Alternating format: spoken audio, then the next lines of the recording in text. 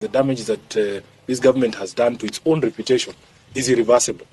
They know that there is very little that can be done between now and 2027 to reverse the fortunes of this regime. So you can see that they have become irritated, agitated. The young Kenyans on social media have succeeded in getting under their skin. If you go to a function and speaker after speaker is only talking about social media and curtailing the freedoms of the young people, lecturing us about respecting other people. And yet these are some of the vilest politicians on the mic. Nobody can stand somewhere and tell us they will manufacture another president for 24 years. It will not happen. Honorable Kamket should be told. It will not happen. This is not 1980. This is not the generation that they used to sell fear to. I am telling you, the only way for any elected leader to win re-election is to do the things you promised to do for Kenyans, is to make the lives of Kenyans better. Now that they understand that it is going to be impossible for them to deliver on any of the promises that would make Kenyans look at them favorably, they are now openly threatening to violate the constitution and the rights of Kenyans and to try and force themselves upon the people. You know, you can see that there's a lot of nostalgia from the old Kanu Hawks.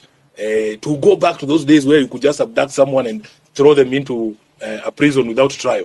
But at least that was the law then.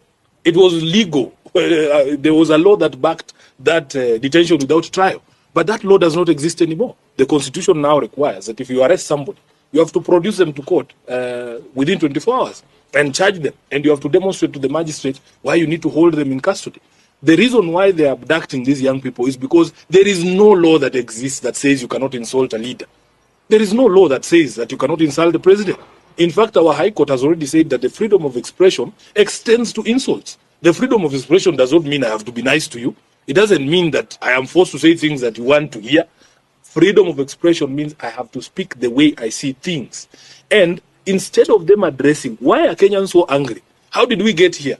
Because after the president was elected in 2022, by all accounts, William Ruto was one of the most popular politicians in the country. What did he do in the intervening period to lead to a place where he's being insulted left, right, and center? Instead of addressing those questions, the cause, they are addressing the symptoms. Respect is earned. It's not something you force. You cannot force people to respect you. If there's anybody to be blamed for the one-term presidency of Ruto, it will be Kamket, it will be Oscar Sudi, and the likes who are surrounding him there, giving him bad advice, including my uncle Atwoli.